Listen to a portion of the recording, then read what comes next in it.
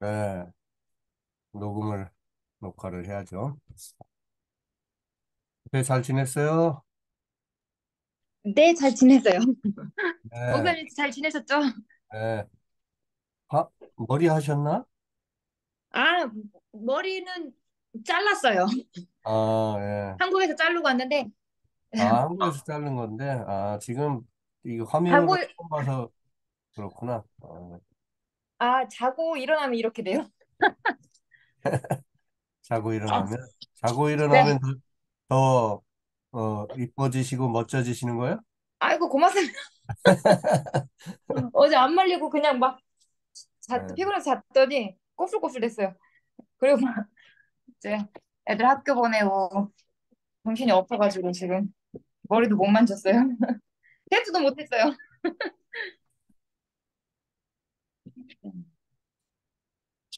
예, 오늘 다른 분들이 뭐 말씀이 없었는데,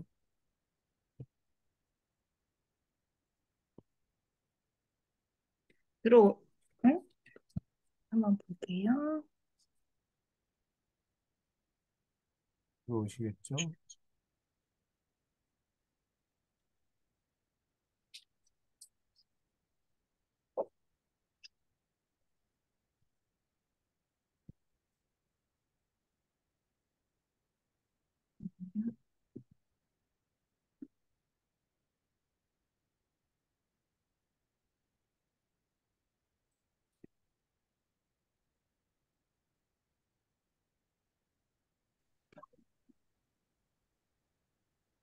아, 저기, 우리 김혜경 님이 저 지난주부터 학원 간다고 그랬단 말이야. 아, 맞아요. 학원 간다고 했고, 은영 씨가 지금 들어왔어요. 들어왔어요? 네. 안녕하세요. 어, 안녕하세요.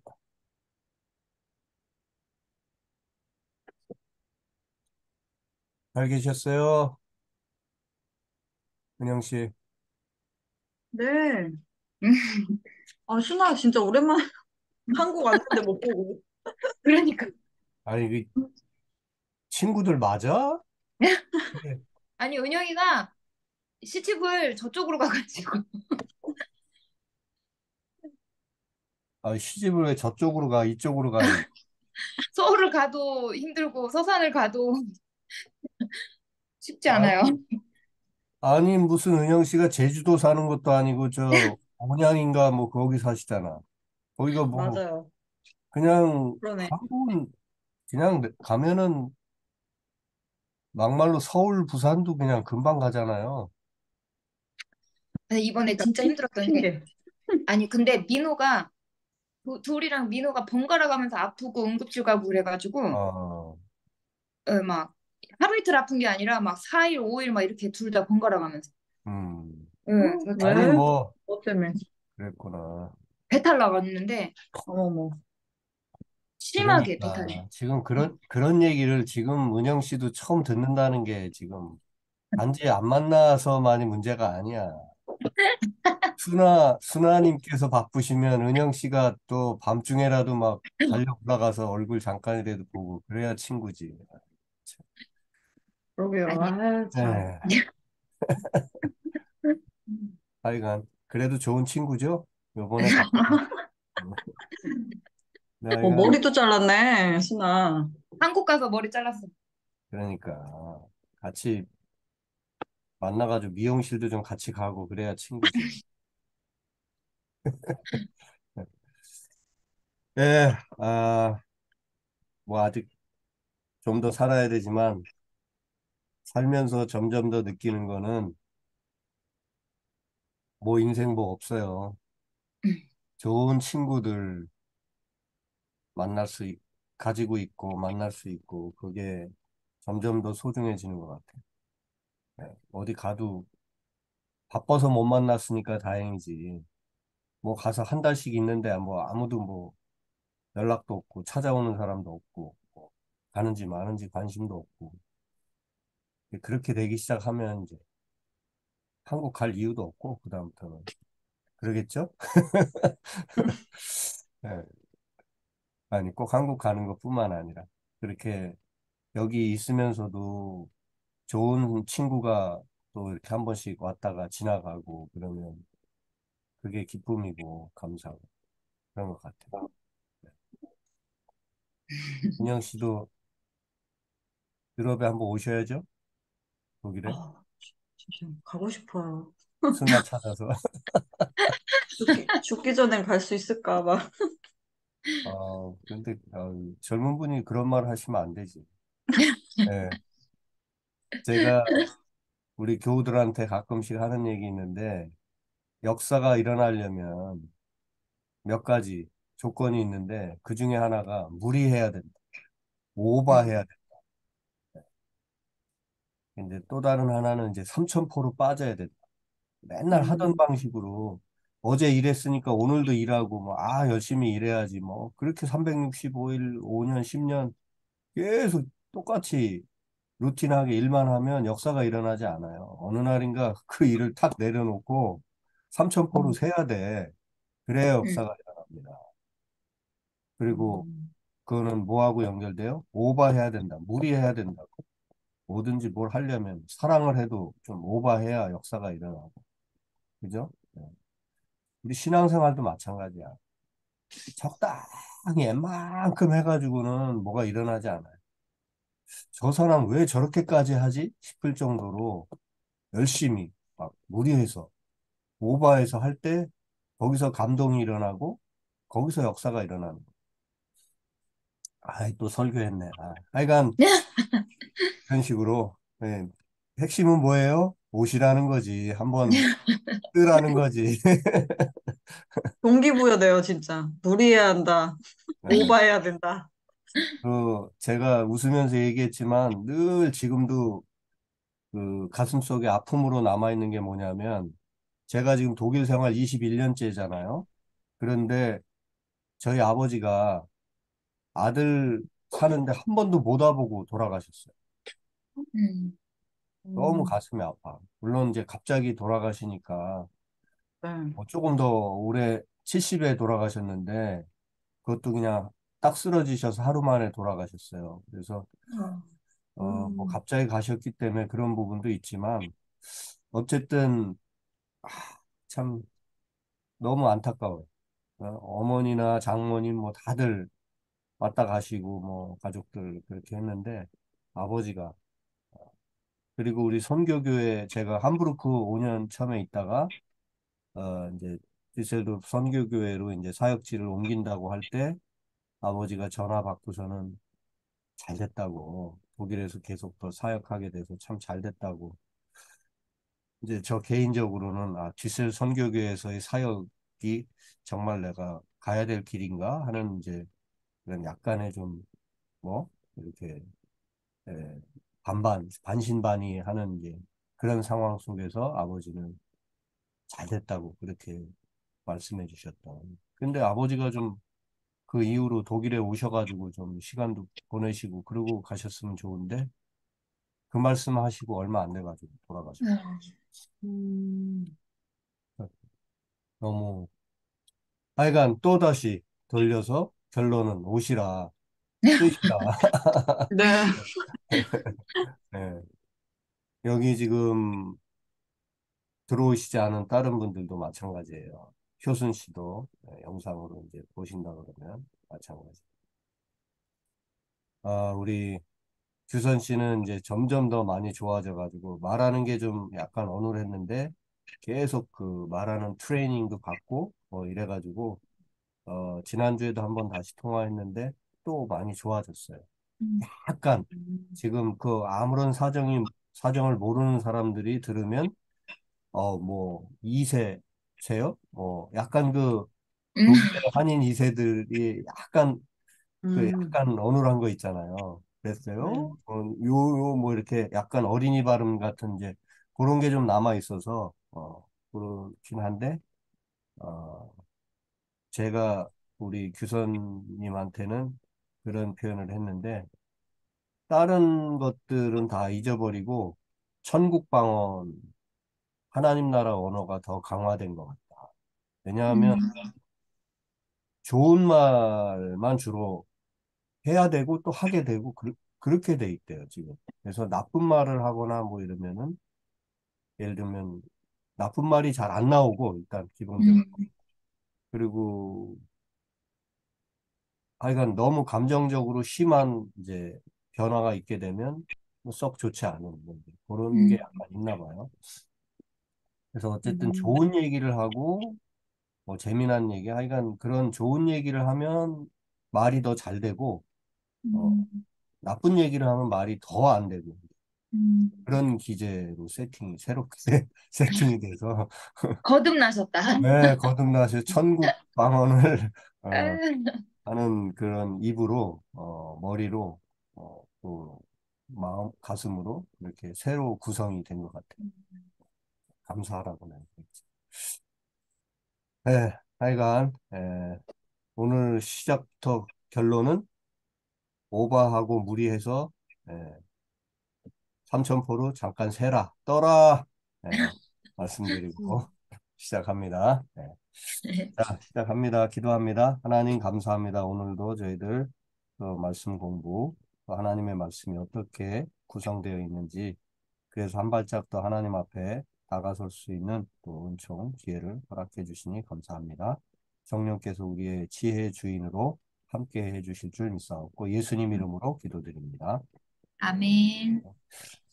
네, 지난 시간까지 바울 서신 공부했죠. 이제 나머지 서신을 일반 서신 혹은 공동 서신이라고 합니다. 뭐 베드로가 쓴 편지, 작가 미상인 히브리서 같은 경우, 그다음에 이제 요한이 썼다고 알려지는 요한 1, 2, 3서, 뭐 기타 등등 이런 편지들을 한번 정리해 보도록 하겠습니다.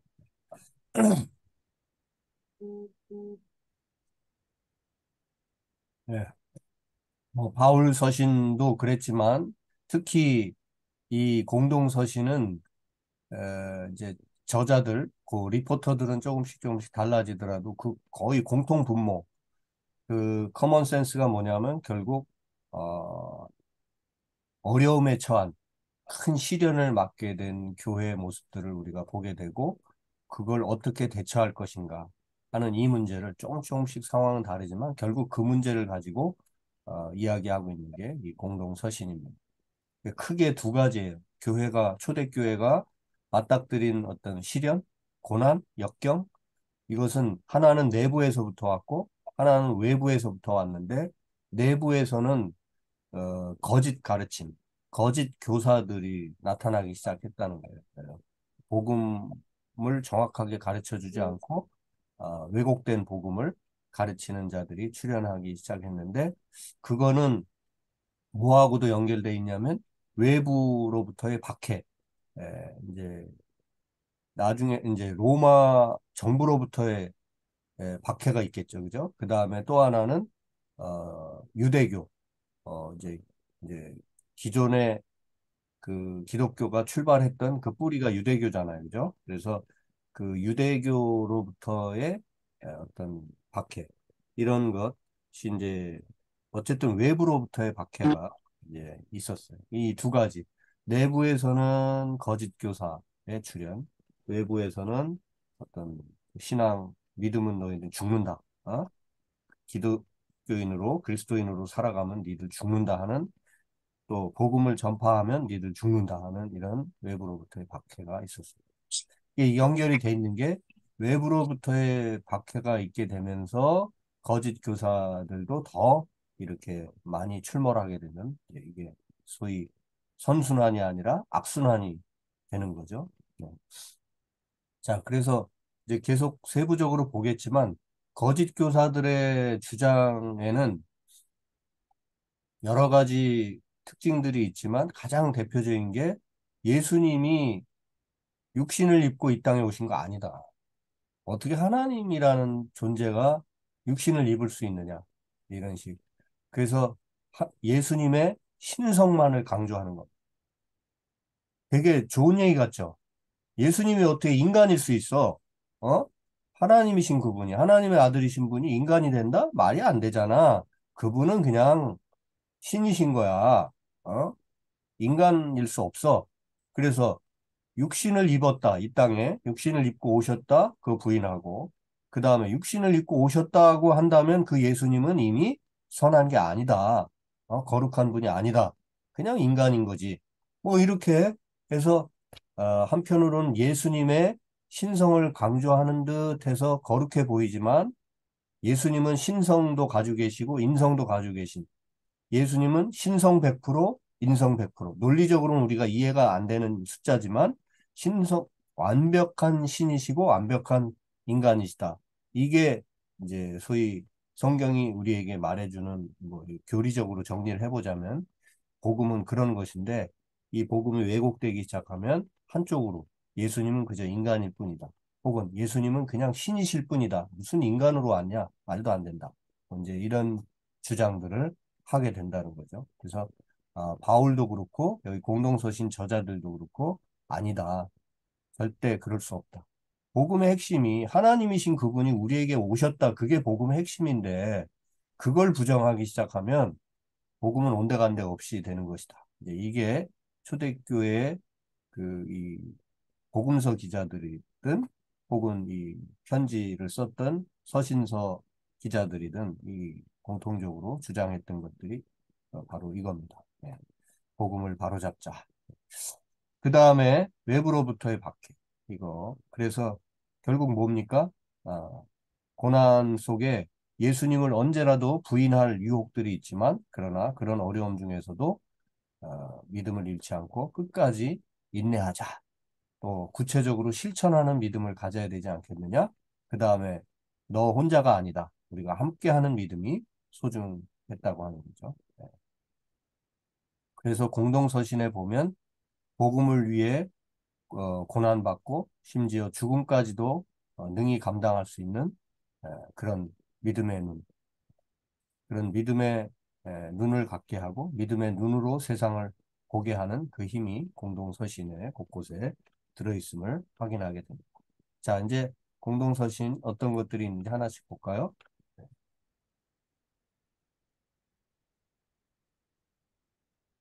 자, 먼저 히브리서.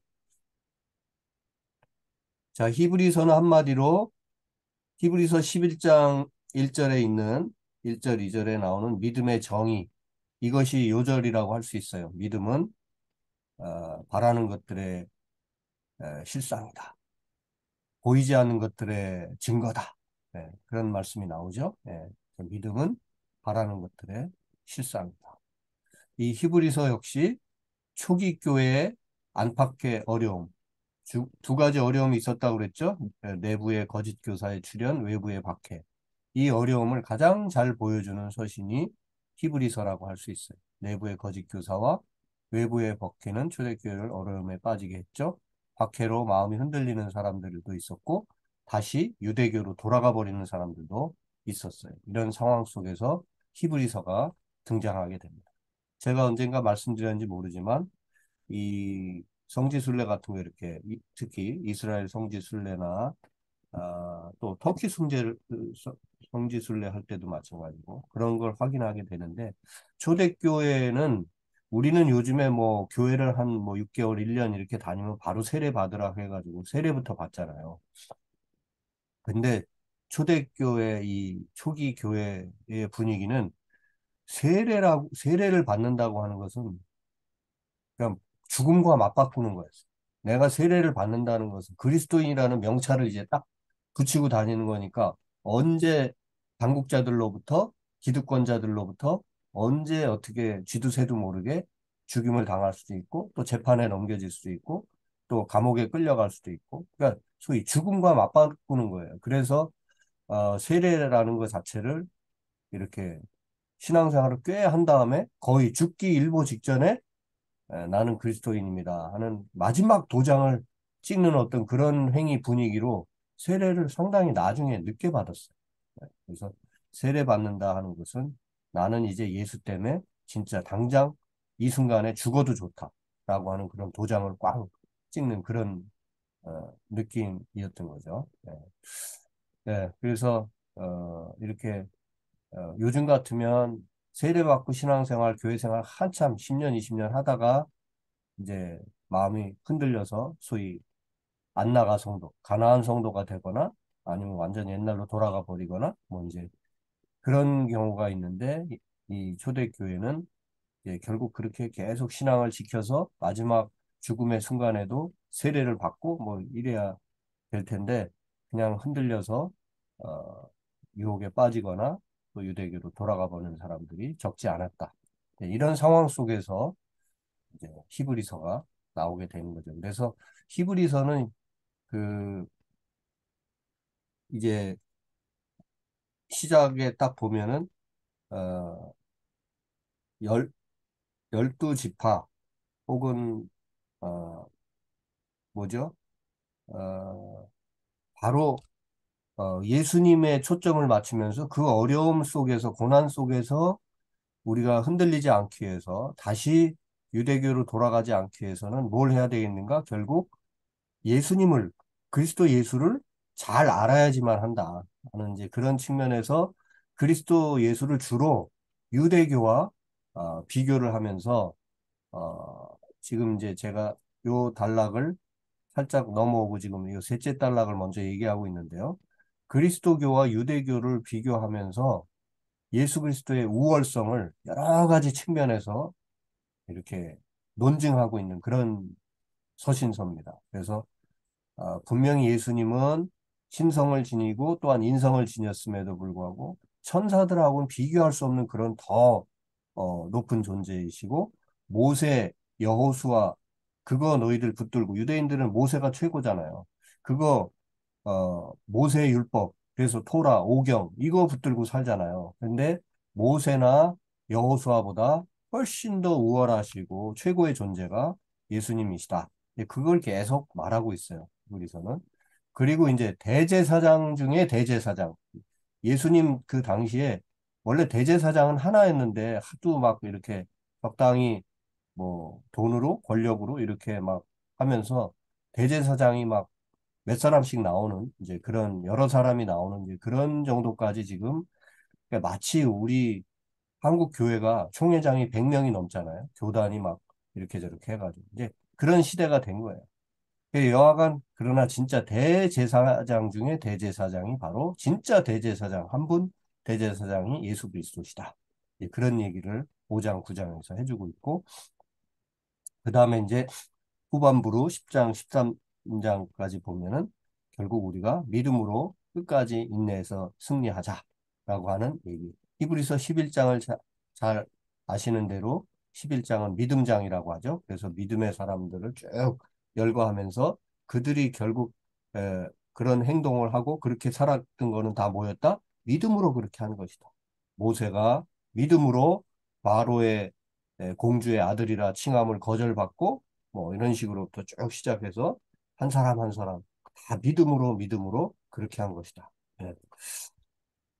그런 얘기를 11장에 하고 12장, 13장, 이제 12장 초반부에 보면 우리가 예수님 따라서 그 뭡니까? 그 시련을 이겨내자고 하는 12장 2절 같은 경우 믿음의 주요 또 온전하게 하시는 이 예수를 바라보자.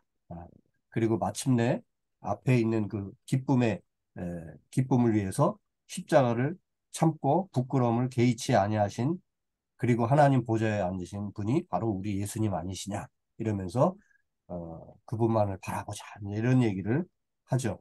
12장 1절에 믿음의 경주를 계속하자 이런 말씀 하잖아요. 결국은 이 예수님을 얘기하면서 포괄적으로 기독교와 유대교를 비교하면서 가장 우월하신 예수님 끝까지 그분만을 따라가자 이런 얘기를 하고 있는 겁니다. 자, 그런데 바로 이 히브리서 기자가 뭐 유대교에 대해서 무슨 억하심정을 가지고 그랬다기보다는 정말 그 유대교는 하나의 예수 그리스도께서 나오는 뿌리, 어떤 모판이 될 수는 있었지만 유대교로 우리가 결코 돌아갈 수는 없고 유대교는 그림자와 같은 것이고 예수님이 새로운 어떤 세계관, 새로운 세계를 열었다고 하는 것을 계속 말씀하고 있는 거죠. 예. 자, 그래서 이제 우리가 이 시점에 한번 생각해 볼게 왜 유대교인들은 핍박을 받지 않았는데, 로마 로부터도 일정 정도 보호를 받고, 그죠? 근데 오직 이 그리스도교만 핍박을 받았어요. 로마 당국자들로부터 핍박을 받았어요. 왜 그랬을까? 유대교는 전통을 이야기하지만 기독교는 변혁을, 개혁을 이야기합니다. 유대교는 되게 폐쇄적이지만 기독교는 아주 개방적이에요. 유대교의 정체성이 뭡니까? 모세, 그리고 모세가 말한 모세를 통해 하나님께서 이스라엘 백성들에게 준 율법, 또 그들이 모였던 그 성전, 제사장, 이런 시스템들이 유대교의 정체성이죠. 그런데 기독교, 그리스도교의 정체성은 오직 예수님 한 분뿐이에요. 이게 되게 약해 보이지만 예수 그리스도 딱 그 한 분만. 그래서 조직도 언제 어떻게 바뀔지 모르고, 어, 그래서 예수 그리스도만 붙들기 때문에 세상을 변화시킬 그런 엄청난 파워가 그 안에 있습니다. 그래서 유대교는 세상을 딱히 변화시킬 이유가 없고 자기들끼리 열심히 그냥 모이면 돼요. 그래서 회당 중심의 회당 공동체로 만족하면 되지만 기독교는 단지 회당에 모이는 거 그것만이 중요하지 않아요. 기독교는 그냥 예수님 마음으로 예수님 정신으로 어디 가든지 뭘 해야 돼요. 세상을 변화시킬 의무가 있고 복음을 이곳저곳 온 세상에 전해서 하나님 나라를 넓혀가야 될 의무가 있고, 그러니까 시스템 안에 갇혀 있질 않아요. 끊임없이 밖으로 향해서 나아가니까 결국 로마 정부 당국자들로부터 박해를 받게 되어 있습니다. 네. 어, 다시 이제 히브리서 내용으로 돌아오자면 결국 히브리서는 그리스도의 우월성을 얘기한다고 했죠. 그래서 구약에 나오는 선지자, 예언자들도 결국 다 예수 그리스도를 지향하고 있다고 하는 거. 그 다음에 천사들조차도 예수님의 종이라고 하는 거. 구약에 나오는 모세와 여호수아, 그들은 가나안 여정과, 그죠? 애굽에서 탈출해서 가나안 땅까지 가는 그 광야 여정과 가나안 지역을 정복하는 정복.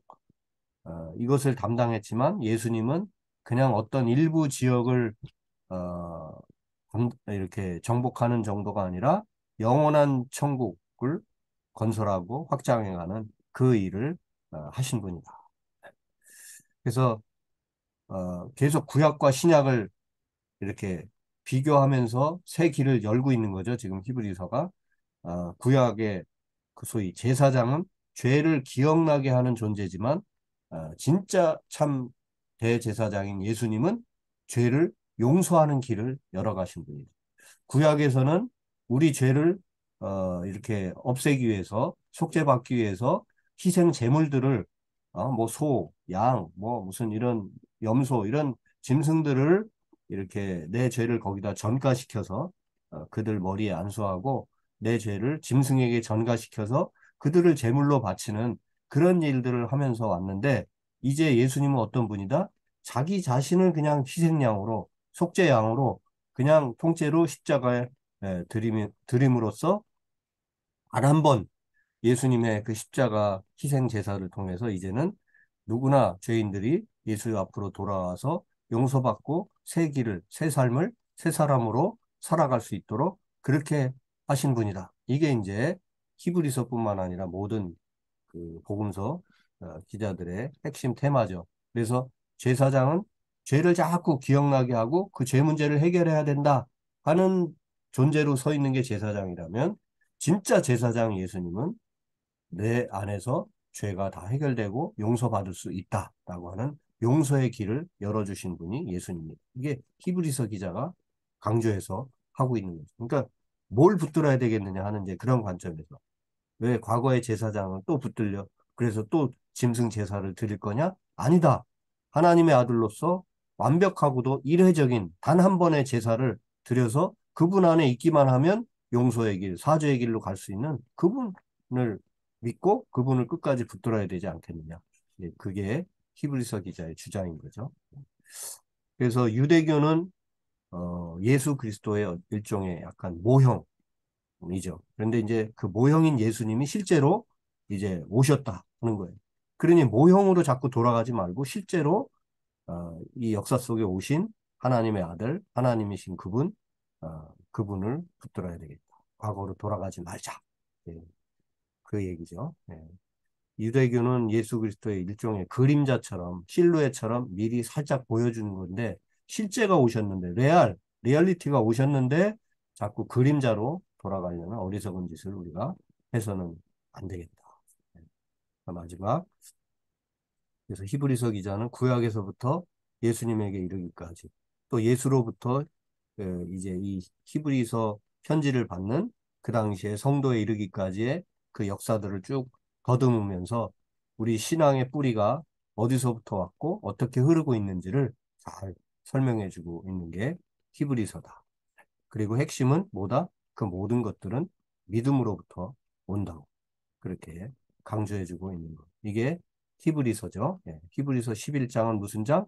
믿음장. 예, 거기서 믿음으로 계속 믿음으로 모든 걸 믿음으로 그 사람 이름이 여러 명 나오는데 그 사람들이 다 그렇게 행한 것은 믿음으로 행한 것이다. 그 사람들의 일대기를 한두 줄로 요약하면서 결국 그게 다 믿음으로 살아갔던 것 아니냐 이렇게 정리해주고 있는 게 히브리서 특히 11장입니다.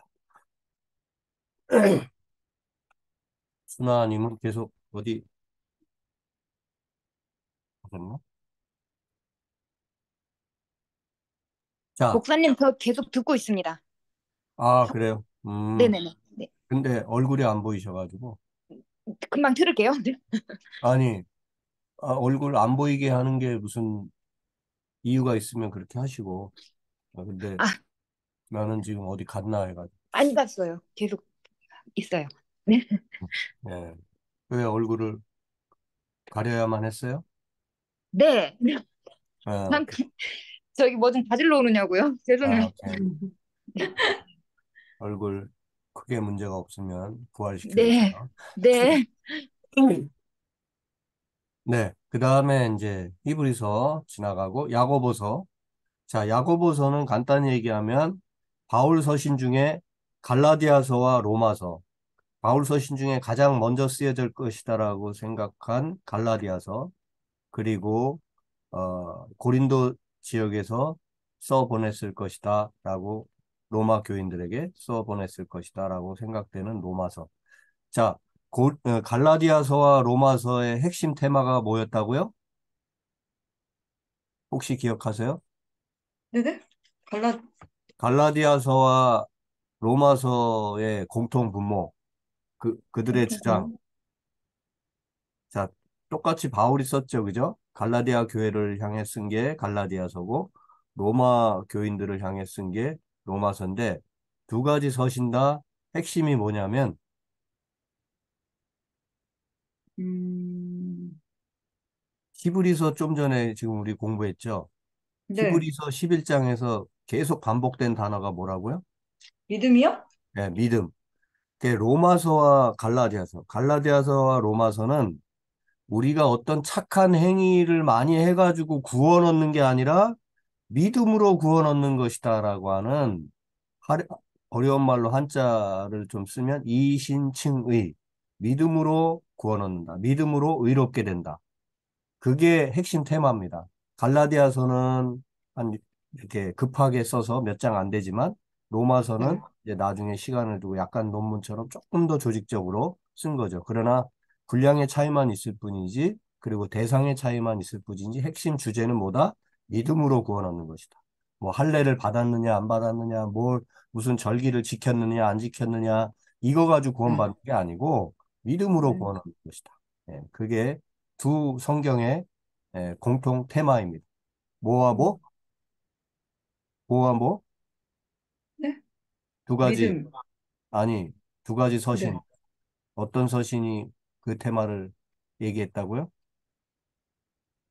갈라디아서와 로마서. 갈라디아서랑 로마서요? 네, 갈라디아서와 로마서가 바로 믿음으로 구원 얻는다라고 하는 이걸 얘기해. 네.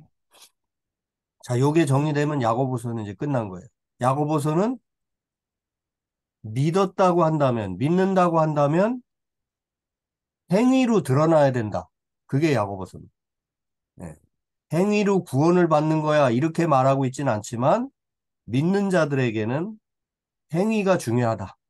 예. 그래서 야고보서를 한마디로 요약하면 형제들이여 믿음의 열매를 맺읍시다. 이게 야고보서예요. 어떻게 믿노라 하면서 말을 그따위로 하고 어떻게 믿노라 하면서 그렇게 정직하지 않게 부정하게 살고 어떻게 믿는다고 하면서 사람을 그따위로 차별을 하고 그럴 수 있느냐. 그따위는 제가 갖다 강조하느라고 붙인 거예요. 그럴 수는 없다. 믿는다고 한다면 반드시 그 어떤 좋은 행위로 드러나게 돼 있다. 이런 얘기죠. 네. 자, 이런 얘기조차도 어떤 핍박받는 교회 상황 속에서 등장하고 있는 거죠. 고난을 이겨내는 행위, 또 성도들이 함께 어울려서 차별하지 않고 어울려서 가는 행위, 이런 어떤 거룩한 삶, 그죠? 삶을 통해서 믿음이 드러나야 되고 그것이 우리가 이 고난을 견딜 수 있는 힘이 될 것이라고 얘기하는 게 야고보서입니다. 네. 자, 히브리서는 작자 미상이에요. 누가 이걸 썼을까? 근데 왜냐하면 히브리서에 나 누구는 누구에게 어떤 어디에게 혹은 누구에게 편지를 쓴다 이런 말이 없어요. 그냥 시작을 하거든요. 근데 야고보서 딱 펴보면 뭐라 그래요? 야고보서는 시작을 이렇게 하고 있어요. 하나님과 주 예수 그리스도의 종 야고보는 흩어져 있는 12지파에게 문안합니다. 첫 구절이. 그러니까 이 편지를 쓰는 사람이 누구다라는 게 딱 첫 구절에 드러나고 있죠. 그죠? 예. 대부분 당시의 편지는 이렇게 시작을 해요. 바울 편지도 뭐 주 안에서 사도된 뭐 종된 나 바울은 뭐 어쩌고저쩌고 어디에게 편지를 보냅니다. 이렇게 거의 시작을 하거든요. 그리고 여러분들에게 그리스도 안에서 평안이 있기를 바랍니다. 뭐 이제 보통 이게 바울의 그 그게 바울만 아니라 보통 일반적인 편지의 형태인데 히브리서 기자는 그런 말이 없이 그냥 바로 여러 선지자들과 형제들이 뭐 어쩌고저쩌고 그냥 할 말을 바로 시작하고 있어요. 그래서 누가 썼는지 잘 모르겠다. 이렇게 되는 거고 야고보서는 분명히 여기 있는 대로 뭐라고요? 주 예수 그리스도의 종, 뭐 누군지 잘 모르겠고 그 다음에 야고보라는 사람인 거는 분명하죠, 그죠? 자, 그래서 어떤 야고볼까? 아마도 어떤 야고본지 많은 에, 논란이 있을 수 있겠죠. 그러나 이렇게 대체로 추정되는 게 예수님의 에, 동생 야고보가 아닐까? 이렇게 추측을 합니다. 자, 성경에 잠깐 다음 카트 먼저 보고 올까요? 야고보가 성경에 좀 여러 명이 나옵니다. 대체로 이 네 명의 야고보를 한번 우리가 다 성경에서 확인할 수 있는데, 첫째 야고보는 유다의 아버지 야고보. 누가복음 6장 16절이나 사도행전 1장 13절에 보면 야고보의 아들 유다. 제자들의 12제자의 이름을 언급하면서 야고보의 아들 유다가 나옵니다. 이 유다는 가룟 유다가 아니에요. 그러니까 12제자 중에는 유다가 두 명 있었다는 거예요. 가룟 사람 유다가 있고 야고보의 아들 유다가. 자, 그 유다의 에, 아버지인 야고보가 있고요. 그 다음에 두 번째 야고보는 이제 야고보가 또 12제자 중에 유다가 두 명 있고 야고보가 두 명 있다고 보면 돼요. 그래서 두 번째, 세 번째 야고보는 12제자 중에 야고보입니다. 첫 번째는 사실 우리가 이 세 번째 야고보를 더 잘 알고 있죠. 세베대의 아들이요. 요한의 형제인 야고보. 요한과 야고보. 그죠? 그래서 이 야고보는 AD 44년경 헤롯에 의해서 순교하죠. 사도행전 12장에 나오는 헤롯이 열받아가지고 당시에 그 그리스도인 중에 이렇게 몇 사람들을 많이 죽였다. 그 중에 대표적으로 야고보가 순교를 당합니다. 그 야고보가 바로 요한의 형제. 이 요한은 뭐예요? 사도 요한. 그러니까 결국 제일 오래 살았던 그 요한, 그 형제 야고보. 형제는 일찍 죽었어요. 예. 요한은 제일 늦게까지 살아남았지만. 그래서 이 요한의 형제인 야고보가 있고, 그 다음에 예수님의 12제자 중에는 알페오의 아들 야고보. 그래서 그냥 흔히 많이 등장하는 야고보는 이 세 번째 야고보고, 두 번째 야고보는 그렇게 많이 등장하지 않기 때문에 작은 야고보라고도 이렇게 불리는 12제자 중 한 사람. 이 야고보가 이렇게 많은 거예요. 그 다음에 이제 네 번째 야고보가 지금 우리 야고보서의 아마 저자일 것으로, 리포터일 것으로 추정되는 예수님의 형제 야고보. 아, 그래서 예루살렘 교회에 아마도 총회장을 지냈을 그런 예수님 살아생전에는 제대로 예수님을 믿지 못했지만 예수님이 십자가에 죽고 부활하시고 하는 이후에 그 초대교인들 그 모여서 기도하고 이러잖아요. 예. 바로 이제 그때부터 본격적으로 초대교회의 어떤 유력 인사로 등장하게 되는 그런 인물이 이제 야고보입니다. 바로 그 야고보가 썼을 것으로 추정되는 서신이 이 야고보서입니다. 예. 역시 야고보서의 배경도 박해이죠. 네. 이 박해 상황에서는 늘 어, 나는 예수 믿는 사람 이제 아니야.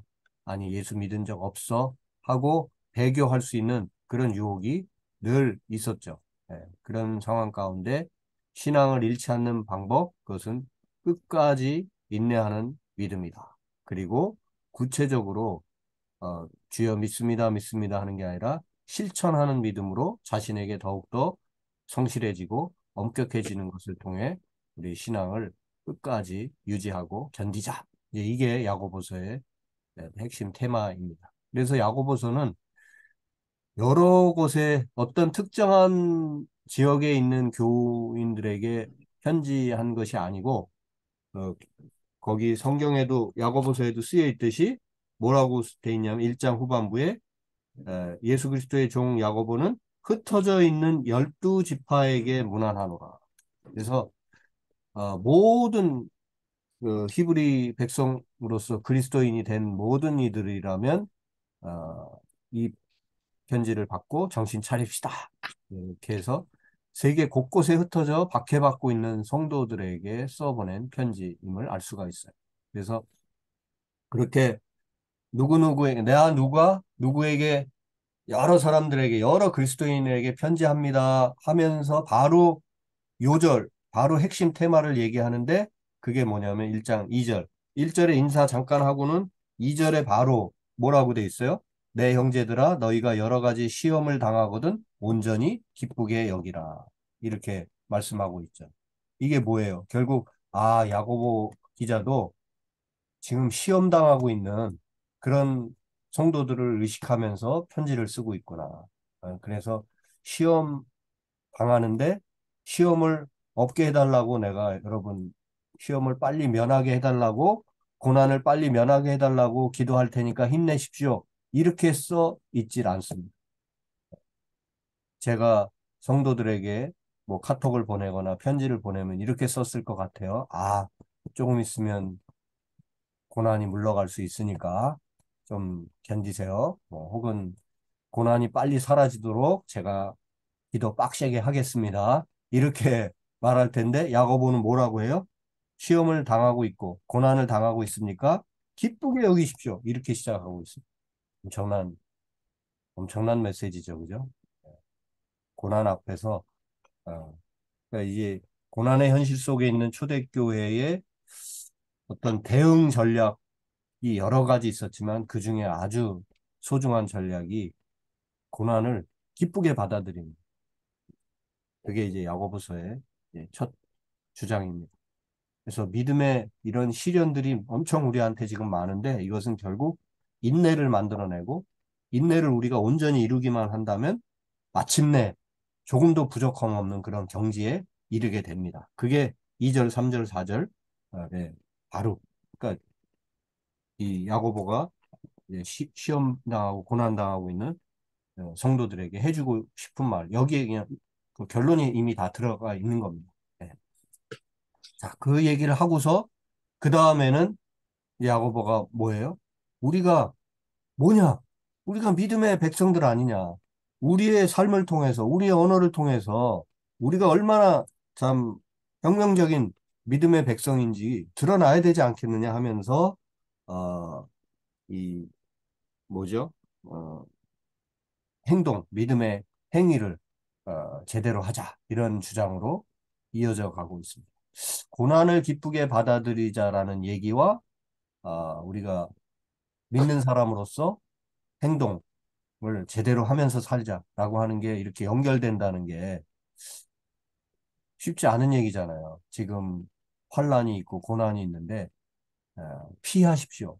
즉, 뭐 이런 쪽으로 계속 테마가 갈 것 같은데 그 그 시련을 기쁨으로 받아들이고 그 다음에 우리가 더 당당하게 믿음의 사람으로서의 그 무엇을 실천하면서 살아갑시다. 이런 얘기로 정말 야고보서는 되게 도전적인 그런 서신이 아닐 수가 없습니다. 다른 서신들도 다 도전적이긴 하지만 예, 그래서 1장 12절이 또 하나의 요절이 되는데 혹시 성경을 앞에 두고 계신가요? 누가 한번 읽어보시겠어요?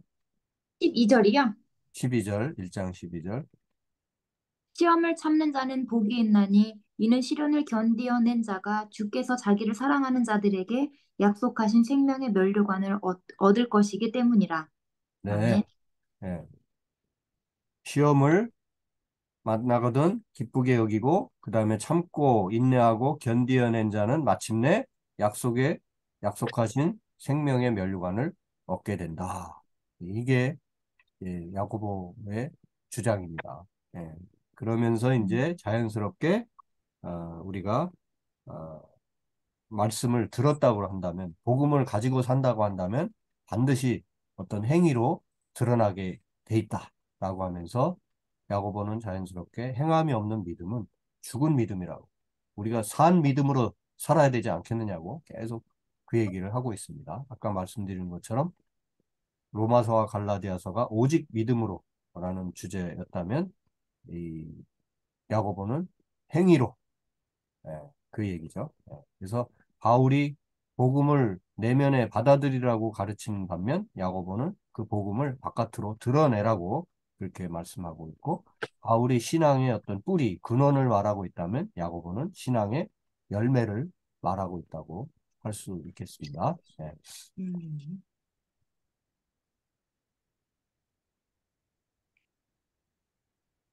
그래서 야고보가 특히 말하고 있는 야고보서에 등장하는 우리가 행위를 바르게 해야 되지 않겠느냐, 실천을 잘해야 되지 않겠느냐, 그 얘기를 하면서 자연스럽게 말하고 있는 몇 가지 믿음의 행위. 여러분들은 믿음으로 우리가 행동을 잘 하면서 살아야 된다라고 할 때 주로 어떤 행위를 떠올리나요? 예배를 잘 드려야지. 뭐, 자식을 뭐 잘 키워야지. 하버드 대학을 보내야지. 막 그런 걸 행동으로 생각합니까? 이 야고보서를 읽어보시면 행위가 그만큼 중요하다라고 얘기하면서 첫 번째로 얘기하는 게 야고보가 지적하는 행위. 이게 우리가 제대로 행위를 해야 합니다라고 하면서 얘기하는 게 차별하지 말아야 됩니다. 차별하지 않게. 그래서 행함이 중요합니다. 그래서 너희는 말씀을 행하는 자가 되고 듣기만 해서 자신을 속이는 자가 되지 말라. 듣는 대로 행하라 하는 얘기죠. 네. 그래서 어, 말로만 믿는 척하고 행동으로 드러나지 않으면 곤란하지 않겠느냐. 그러면서 혀에 재갈을 물리라. 그리고 몸을 움직이라. 이런 얘기를 하면서 첫 테마로 나온 게 2장에 형제를 차별하지 말라는. 그 다음에 다음 테마가 뭐냐면 그 성경에 나오는 순서대로예요, 이게. 제가 야고보서를 정리하면 말 조심하라. 말 함부로 하지 마. 음. 우리가 행동하면 자꾸 뭐 손발 움직이는 것만 생각하는데 이 말이 얼마나 큰 행동입니까? 그죠? 네, 말을 잘하라. 어떻게 하나님을 찬양하고 예수님을 찬양하는 그 입에서 같은 입군형인데 어떻게 거기서 그런 구정물이 나올 수가 있고 악한 말이 나올 수 있겠느냐 막 이러면서 그 다음에 이제 세상 속에서 형제들 사이에서 화평하게 지내야 된다. 그 다음에 세상 물욕, 탐욕을 피해야 된다. 그 다음에 함부로 비방하지 말아야 된다. 뒷담화 까고, 어?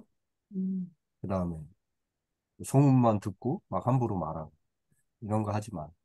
그 다음에 스리랑, 네? 스리랑 알죠? 스리랑 하지 말기. 랑자로 끝나는 거. 자랑. 네? 은영 씨 몰라요? 한국에서 어, 한동안 네. 유행했던 건데, 스리랑. 스리랑이요? 네. 스리랑?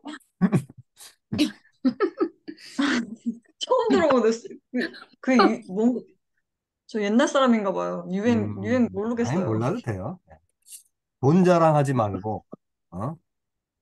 자식 자랑하지 말고, 지 아, 자랑하지 말고, 그래서 스리랑이구나.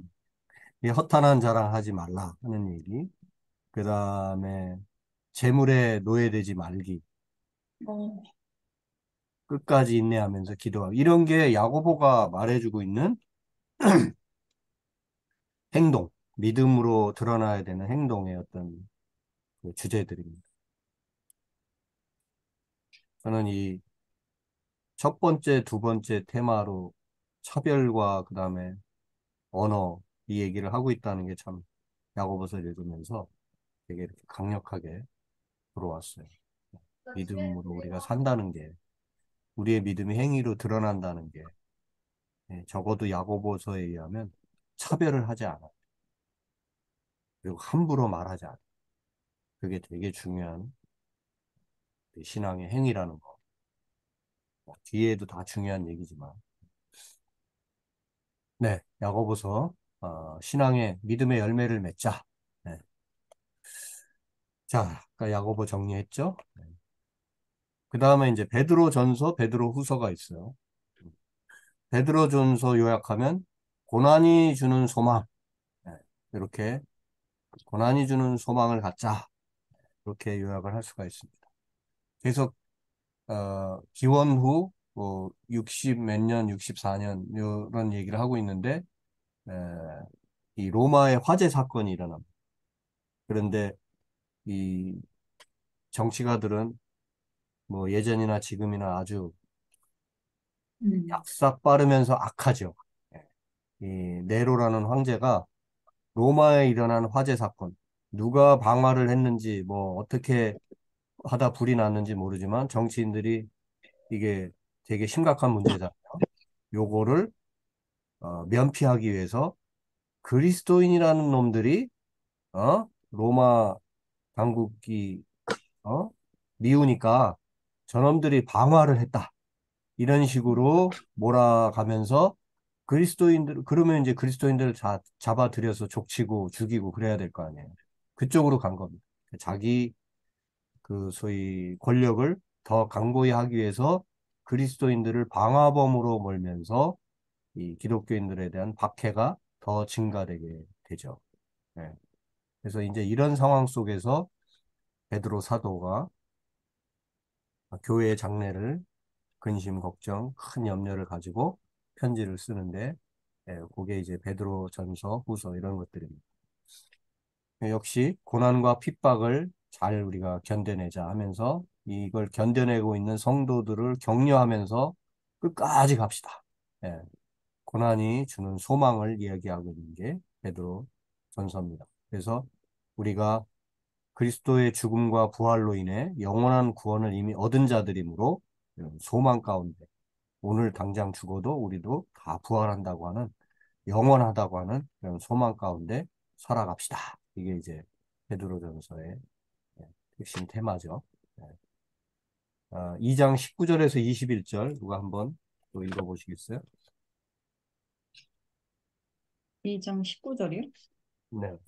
베드로전서 2장 2장 19절에서 21절. 19절. 여기, 부당하게 잠깐만요. 고난을 받아. 부당하게 고난을 받아도 하나님을 생각함으로 슬픔을 참으면 이는 아름다우나 죄가 있어 매를 맞고 참으면 무슨 칭찬이 있으리요. 그러나 선을 행함으로 고난을 받고 참으면 이는 하나님 앞에 아름다우니라. 음. 이를 위하여 너희가 부르심을 받았으니 그리스도도 너희를 위하여 고난을 받으사 너희에게 본을 끼쳐 그 자취를 따라오게 하려 하셨느니라. 예, 아멘. 예, 예수님도 고난을 받으셨는데 우리가 이렇게 선한 일을 위해서 고난 받는 거 바로 예수님과 같이 고난 받는 거랑 어, 같은 거다. 우리가 어쩌면 이 고난을 음, 향해서 부르심을 받은 것 아니겠느냐. 네. 우리가 뭘 잘못해서 고난을 받는다 하면 이건 문제겠지만 우린 잘못한 일이 없는데 그런 고난을 받는다 할 때는 예수님이 십자가에 달리시고 부활하신 그 놀라운 그 어떤 흔적, 그런 발자취, 그 길을 우리가 가고 있는 거다. 그래서 고난 속에서도 끝까지 소망을 잃지 말고 이 길을 갑시다. 네, 그 얘기를 하고 있는 거죠. 너희가 바로 이 일을 위해서 부르심을 받았다. 네, 엄청난 말이죠. 그죠? 네, 야고보도 그렇고 베드로도 그렇고 고난의 현실 속에서 그들을 권면하고 격려하는 그 메시지가 이 보통이 아니에요. 아이, 조금만 참아봐. 그러면 이제 고난은 사라질 거야. 아무도 그렇게 얘기하고 있지 않다는 거. 네, 음, 엄청난 얘기죠. 그죠? 성경은 왜 이렇게 조금 인간적으로 보면 좀 너무 잔인하지 않는가. 아, 음. 고난을 좀 이렇게 조금 피할 길도 주고 뭐 이렇게 그래야 되는데 자꾸 견디라고만 하고 꼭 가라고만 희망 하고. 고문이 없어요. 희망 고문. 희망 희망 고문. 고문이 없어. 맞아. 아싸하네. 희망 고문. 조금 있으면 괜찮아지. 그 우리 등산할 때 희망 고문 많이 당하죠. 다 왔어요, 다 왔어요. 내려오는 사람들 맨날 진짜 희망 고문. 애들한테도. 이제 아유 거기다가 많이 당했죠, 많이. 그냥 거의 다 왔어요. 뭐 이러면 되는데 어떤 사람은 뭐 10분만 가면 됩니다. 시간까지 얘기해줘. 10분 갔더니 그냥 언덕배기 하나만 올라간 거고 또 다른 언덕이 또 있네. 그래서 아, 이 초대교회 그 사도들이 쓴 편지들 보면 정말 복음 안에서 사는 사람들 그리고 복음 때문에 지금 환난 받고 핍박 받으면서도 그 믿음을 견지하고 가는 사람들의 그 영적 수준 그랬던 경지가 어떤 것인가 하는 거를 우리가 알 수가 있죠. 얄팍하지 않다는 거예요. 정말 그들은 당장 죽어도 좋다. 왜냐하면 이미 오늘 죽어도 영원히 사는 그 복음의 길, 생명의 길을 이미 알고 믿고 감사하고 그 위에서 삶을 완전히 뒤집고 바꾸고 살아가는 사람들이기 때문에 고난이 와도 이걸 요리조리 싹싹싹싹 아, 이리 피하고 저리 피하고 이런 터득을 한 사람들이 아니라는 거예요. 그래서 편지 속에서도 이런 담대함들이 그리고 이거야말로 진짜 희망 고문을 피하는 진정한 지혜겠죠, 그죠? 네. 그래서 너무 쉽사리 어려움 곧 없을 거야. 뭐 이렇게 얘기해주면 되게 좋아 보이고 편할 것 같지만 사실 그렇지 않은 경우 어떻게 보면 우리 그 지병이라는 말이 있죠, 그죠? 어떤 병들은 평생을 안고 가야 되는 이제 그런 것들이 있잖아요. 또 꼭 병만이 아니라 우리가 살아가면서 평생을 그냥 나의 어떤 뭐 운명이다, 뭐 숙명이다 이런 표현을 쓸 정도로 평생을 끌어안고 가야 되는 그런 아픔들이 있을 수 있어요. 네. 그런데 그거 좀 있으면 괜찮아질 거야 이러면서 쉽사리 가볍게 위로하기보다는 고난 속에서도 소망을 우리가 끝까지 갖고 갑시다. 이런 메시지. 이게 참 대단한 것 같습니다. 자, 이런 경지에 다 이르실 수 있기를 바라고요. 그래서 아멘. 예수 그리스도가 구속 사역을 고난을 통해서 이루셨듯이 성도들도 그 삶을 기꺼이 감당해야 된다. 그리고 이것은 우리가 뭐 능력자에서가 아니라 성령의 도우심을 우리가 끊임없이 구해야 되는 이유가 되겠죠. 그래서 요컨대 그리스도인이라고 하는 것은 어떤 상황의 변화 속에서도 흔들림 없이 믿음을 지켜가는 사람. 편안할 때도 혹은 고난 속에서도 언제든 믿음으로 산 소망을 가지고 살아가는 사람.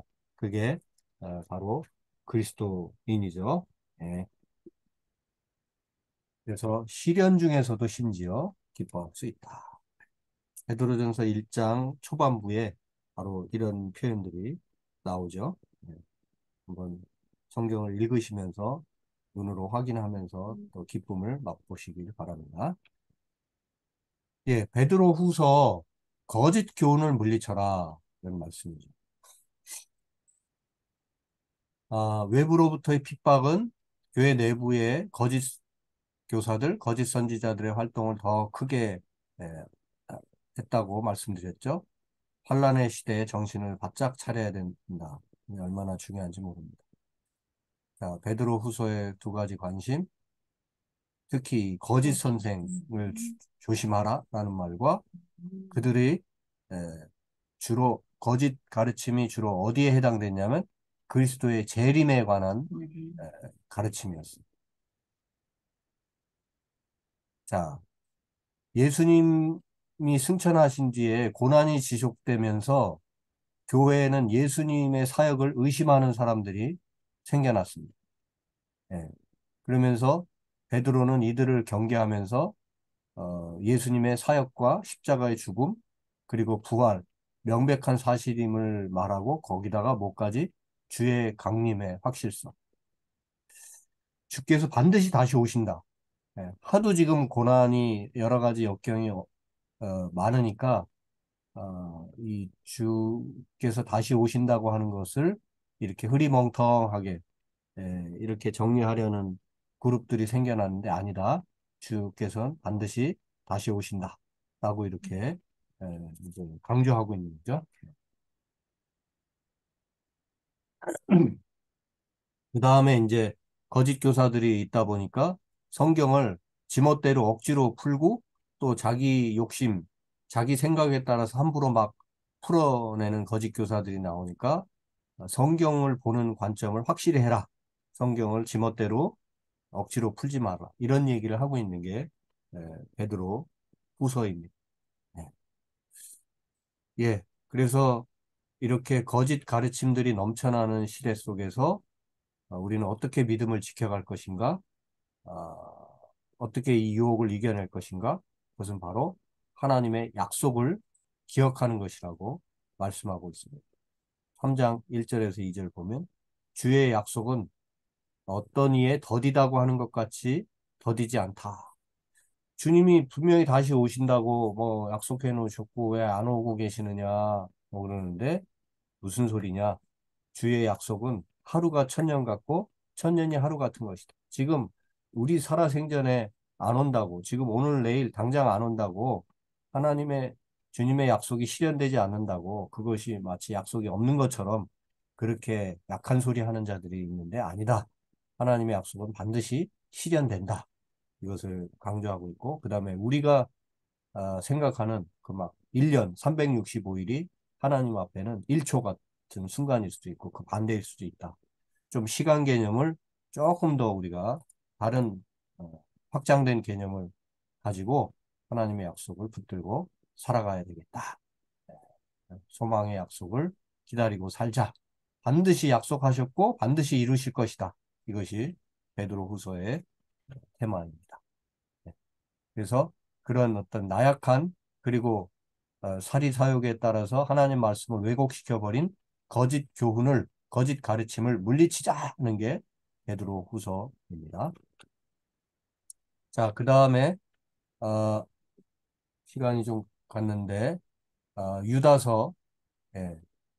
자, 유다가 그 예수님의 에, 자, 이 유다는 누구인가 먼저 야고보의 형제 유다서를 한번 펴보시면 유다서는 딱 네. 딸랑 한 장짜리입니다. 요한 1, 2, 3서 다음에 유다서. 찾기도 힘들어요. 쓱 하다 보면 막 넘어갑니다. 네. 네. 자, 그래서 유다서 거기 보면은 1절이 예수 그리스도의 종이요 야고보의 형제인 유다는 부르심을 음, 받은 자보다 이러한 자들에게 편지한다. 그래서 자기가 편지 보내는 이가 누군가를 예수 그리스도의 종인 나 그리고 야고보의 형제인 유다라고 자기를 소개하고 있죠. 네, 그래서 이 유다서의 저자 리포터인 이 유다는 야고보의 형제 혹은 예수님의 형제라고 볼 수가 있습니다. 자, 뭐 예수님의 형제 유다가 됐든 누가 됐든 어쨌든 이 유다서도 믿음을 위한 투쟁을 강조하고 있는. 그래서 유다서도 거짓 선생들의 그 유혹에 잘못된 가르침에 넘어가서는 안 된다라고 하면서 그들의 잘못된 가르침이 짧은 유다서 한 장짜리지만 그들의 잘못된 가르침 중의 내용을 의외로 많이 말해주고 있습니다. 그래서 뭐 그들이 그리스도인들로 인정받고 애찬에도 성찬에도 동참하고 그래서 정식 교인인 것 같지만 그러나 그들은 당을 짓고 소위 분열을 가져오고 육에 속한 자고 성령이 없는 자들이고 은혜를 도리어 세욕거리로 바꾸고 그대로 인용한 겁니다. 이성 없는 짐승들 같이 행하고 있고 자신들의 악한 욕망을 따르는 자들이다. 그 다음에 구약을 이제 인용하면서 소돔과 고모라와 같은 모양으로 자신의 육체를 더럽힌 자들이고 권위를 업신여기고 이런 원망을 가져오고 분열을 토하는 자들이고 그래서 교회를 분열시키는 자들이 이렇게 거짓 교사들 거짓 교사들의 문제가 뭔지를 되게 하나하나 많이 이렇게 지적해주고 있는 편지가 유다서입니다. 그리고 결국 이런 거짓 교사들은 어, 확실한 하나님의 심판을 받게 될 것이고 우리 진짜 참 성도들은 영생의 소망을 가지고 이런 어려움 속에서도 인내해 나가야 된다. 이것이 이제 유다서의 테마가 되겠습니다. 예. 그래서 그것을 이길 수 있는 믿음을 위한 투쟁의 어떤 동력, 그것은 바로 그리스도의 부활 사건이죠. 모든 믿는 자에게 이미 승리의 중요한 약속으로 부활이, 네, 부활 사건이 있고, 그러나 그 부활은 마침내 에, 또한 우리에게서 이루어져야 돼. 그래서 싸움이 다 끝난 것은 아니고 이미 승리의 어떤 깃발은 올라갔지만 마지막 그 깃발을 내가 들고 꼽아야 되는 거는 또 아직 시간이 남아 있다고 하는 거. 그래서 믿음의 사람들이 서로 격려하고 기도하고 이런 과정들 어떤 노력이 우리 안에 필요하다. 이런 얘기가 유다서에 있습니다. 네. 그 다음에 이제 요한의 저작들이 요한 1, 2, 3서 이렇게 나오죠. 네. 요한 1, 2, 3서, 그러니까 요한복음과 요한 1, 2, 3서, 요한계시록 다 사도 요한이 저자가 되죠. 그죠? 기록자가 됩니다. 이 사도 요한의 주 관심은 언제나 예수님의 하나님 되심이었습니다. 하나님 되시는 예수님. 예. 이 예수님에 대한 오해가 너무 심했기 때문에 요한은 이걸 계속 강조했던 겁니다. 자, 음, 예수님의 하나님 되심을 가장 의심하는 대표자들이 영지주의자들이었는데, 이 영지주의, 제가 한자로도 써놨는데, 영지주의, 영적인 지식을 되게 중요시 여기는 주의자들, 네, 영지주의, 그노스티시즘이라고도 말하는데요. 한마디로 이런 거예요. 영적인 건 되게 홀리하고 거룩하고, 육적인 거는 되게 천하고 낮은 것이다. 이런 관점으로. 그래서 예수님은 이 땅에 인간의 몸을 입고 오셨지만 그 육체는 그러니까 기본적으로 인간의 어떤 육체라고 하는 것은 거룩하지 않은 것이기 때문에 두 가지 문제가 생기는 거죠. 하나님이 인간이 되셨다? 어떻게 그럴 수가 있냐? 그건 말도 안 된다. 그 다음에 만약에 인간이 되셨다고 한다면 그 인간은 그냥 껍데기로 그렇게 우리 눈에 그렇게 보이기만 할 뿐이고 실제로 하나님이신 그분이 거룩하신 그분이 그 추한 껍데기 옷을 입을 수는 없는 것이다. 이게 영지주의자들의 대체적인 주장이에요. 그래서 예수님이 인간의 모습으로 나타나신 것은 가현설이라고 그러죠. 그냥 이렇게 껍데기만 그렇게 인간처럼 보인 것이다. 이런 식으로 가게 되면 예수님의 눈물도 다 가짜가 되고 예수님이 십자가에서 고통받으시면서 엘리 엘리 라마 사박다니 그 고통받은 거 고통이 없죠. 껍데기인데. 예? 그냥 이렇게 뒤집어 쓰고 인간처럼 뒤집어 쓰고 오신 것인데 뭐 십자가 저도 아무 고통도 없는 거고 뭐 이제 이런 식으로 예수님을 이제 설명하려고 했는 게 영지주의자들인데 이게 아니라는 거죠. 사도 요한은 예수님은 철저히 하나님이신 분이시며 동시에 하나님이신 그분이 예, 로고스, 진리이신 그분이, 생명이신 그분이 육체를 입고 이 땅에 오셨다라는 게 사도 요한의 주장입니다. 그래서 요한복음도 보면 태초에 말씀이 계시니라, 태초에 진리가 계신 그 말씀이신 그분이 어두운 세상에 빛으로 오셨다. 그게 요한복음의 주제이고 요한 1, 2, 3서도 그 맥락 속에 있는 거죠. 네, 요한 1서, 2서, 3서 네, 이렇게 시간이 지금 요걸 요한 1, 2, 3서를 나중에 에, 잠깐 정리를 해도 될 것 같은데 요한 1, 2, 3서는 사실 이렇게 나눠져 있을 뿐이지 다 결국 뭐다? 사랑이다. 하나님 사랑과 이웃 사랑.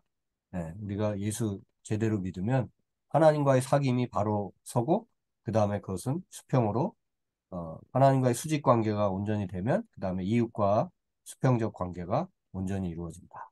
네. 그래서 하나님의 자녀들은 그 야고보는 여러 행위 가운데 여러 얘기를 했는데 요한 1, 2, 3서는 계속 우리가 사랑으로 사랑 네. 결국 서로 사랑해야 된다 하는 얘기가 계속되고 있는 게 예, 요한 1, 2, 3서입니다. 요한 1서는 요한복음이 빛 대신 예수님의 삶을 얘기했다면 요한 1서는 그 예수님을 따르는 빛된 우리의 삶을 말합니다. 자, 예수님은 어둠 속에 빛이 돼서 오신 분이다. 그 삶을 이렇게 리포트한 게 요한복음이라면 요한 1서는 그 예수님을 따르는 우리가 바로 빛된 삶을 살아야 된다. 이게 요한 1서고요. 2서, 3서 계속 같은 얘기입니다. 진리 가운데 행하는 자도 흔들릴 수 있다. 아까 뭐 영지주의자들의 잘못된 가르침 그거 우리가 경계하고 제대로 된 복음 위에 서고 형제 사랑하고 계명 가운데 행해야 된다.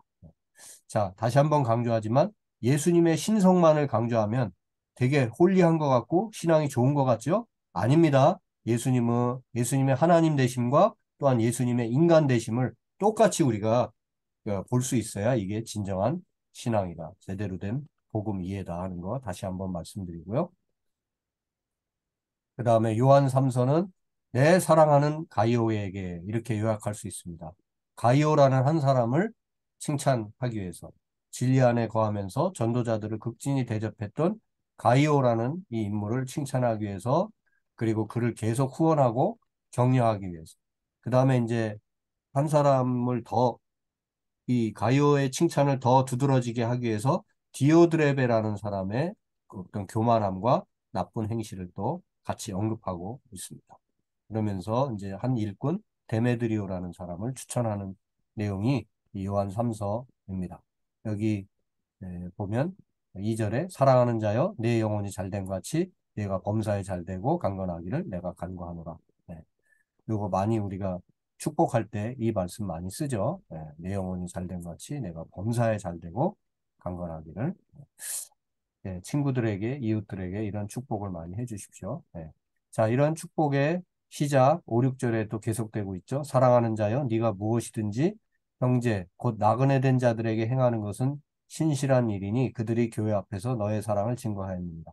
자, 이렇게 가이오를 축복하는 내 영혼이 잘된 것 같이 계속해서 범사에 잘되고 강건하기를 내가 축복한다. 이렇게 기도하고 축복하는 이유가 어디에 있다?